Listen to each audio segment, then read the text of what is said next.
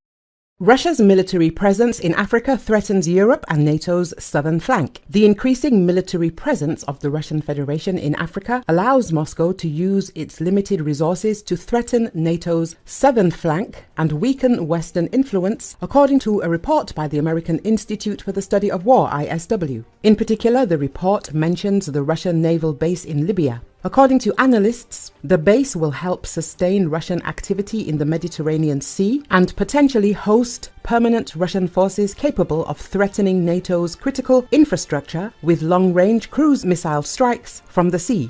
Furthermore, the Russian occupation of the American drone base in northern Niger will create an opportunity for Russia to threaten NATO operations in the Mediterranean Sea using versions of the Shahed 136 strike UAV, which are being produced in series. At the end of July 2023, the security forces of Niger carried out a coup d'etat. President Mohamed Bazoum was taken hostage and the country announced the overthrow of the government. Following this, the head of the Presidential Guard, Abdurrahman Chiani, declared himself the new leader of Niger. Several African countries were prepared to deploy their military forces to intervene in Niger to halt the coup. At the same time, the Nigerian junta accused France of deploying troops in some Western African countries with the aim of military intervention. It was earlier reported that Russia is interested in acquiring uranium assets in Niger owned by the French company Orano SA. Russia is emerging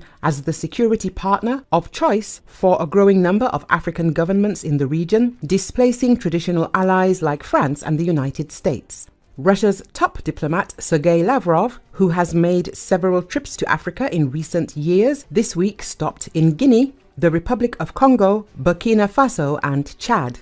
Moscow has aggressively expanded its military cooperation with African nations by using the private security company Wagner and its likely successor, African Corps, with Russian mercenaries taking up roles from protecting African leaders to helping states fight extremists.